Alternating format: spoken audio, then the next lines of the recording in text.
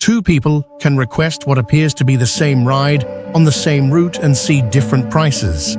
The distance may be unchanged. The destination may be unchanged. Yet the number on the screen can move because the conditions surrounding the trip have changed. The pricing object here is a time-based capacity price. It connects the price of a service to the pressure on limited capacity at a particular moment. The service is still recognizable as the same service, but the balance between demand and available supply is different. Imagine one simple ride request placed into 3 time blocks. At 4 in the afternoon, there are enough available drivers for the number of people requesting rides. At 6, requests rise, while the available driver pool changes only slightly. At 8, demand falls again, or more drivers become available. The requested route can remain materially comparable across all 3 blocks. What changes is the scarcity around it. That scarcity is difficult to see from the passenger side. A rider sees a pickup point, a destination, an estimated time, and a price. The rider does not directly see every other request nearby, the number of drivers currently free to accept a trip, how quickly those drivers are being matched, or whether new supply is moving into the area. Now place demand and available capacity underneath the 3 time blocks. When the 2 lines remain close, there may be enough capacity to absorb new requests without a large change in the price state. When demand rises above available capacity, a gap opens. That gap represents more requests competing for a limited number of available service units. The first major reveal is that the displayed price is not connected only to the ride itself. It can also reflect the relationship between demand and available capacity at that time and place. The car has not become more luxurious. The road has not necessarily become longer.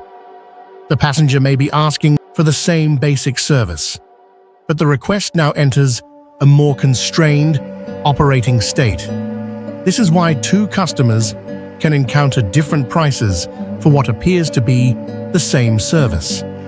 They are not necessarily entering the same capacity conditions.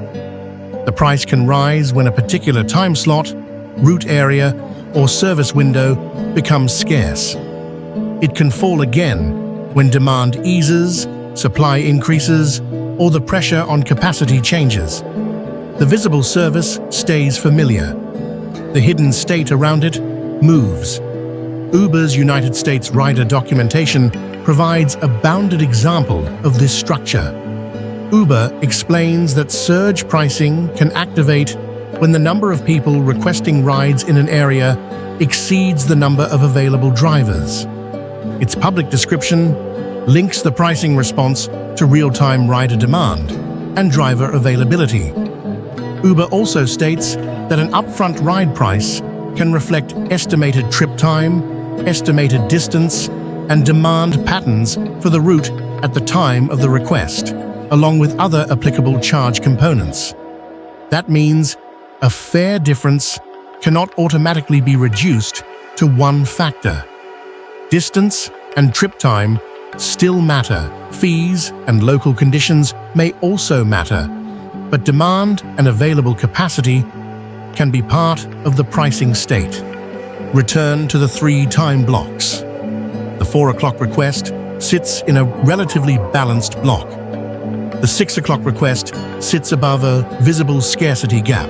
The 8 o'clock request moves closer to balance again. No fixed fare or multiplier is needed to understand the mechanism. The important change is the relationship between requests and available service capacity. At 6 o'clock, a higher relative price can do more than record scarcity. It can also influence what happens next. Some riders may decide to wait.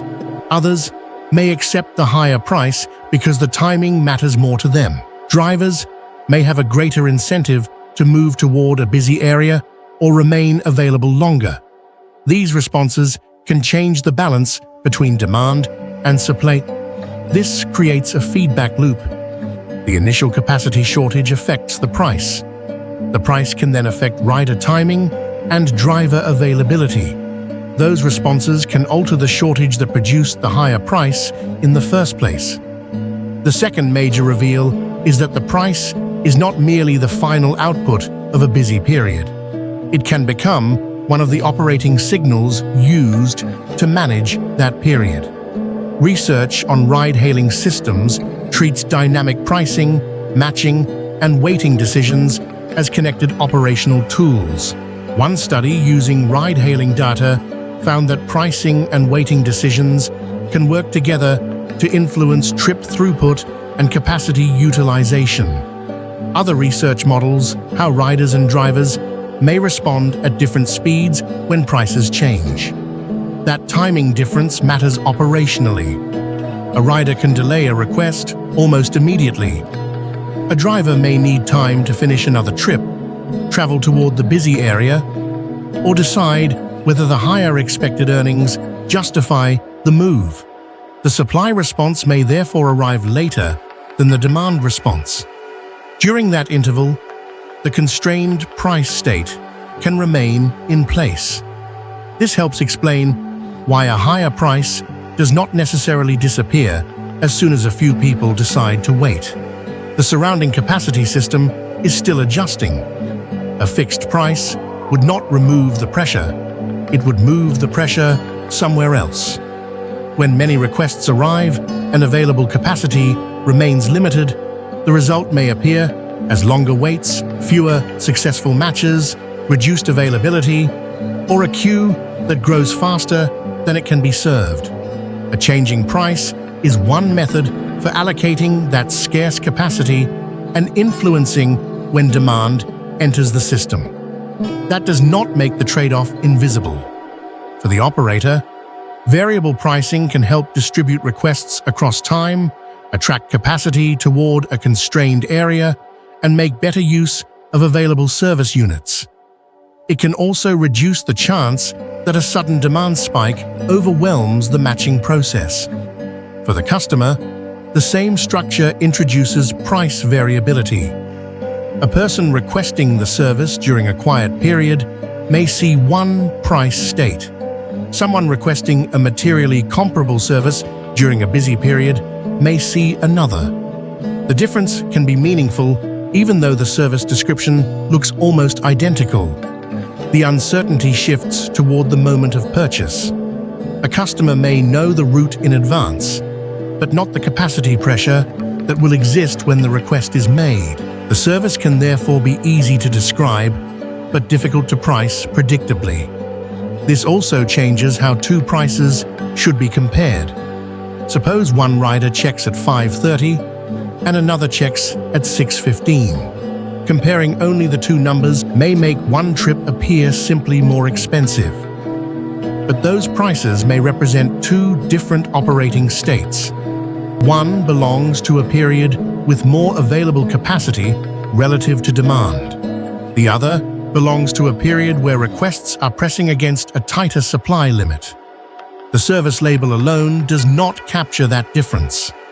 The price becomes a compressed signal containing both the characteristics of the requested service and the scarcity surrounding the request.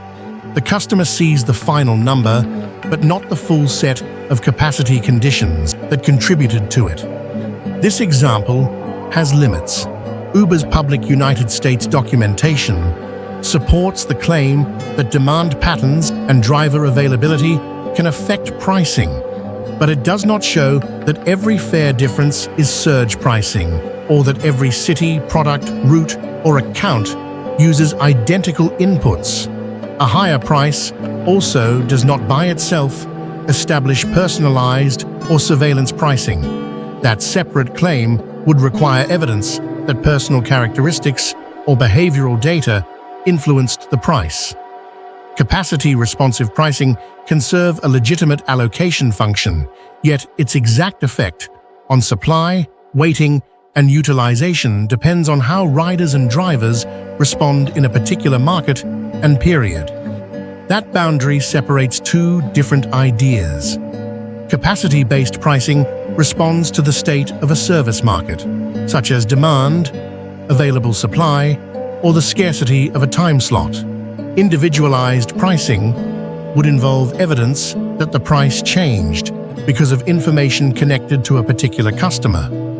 A price that changes over time is not enough to establish the second claim. The exact inputs still have to be verified. Return once more to the time block map. Keep the ride request constant.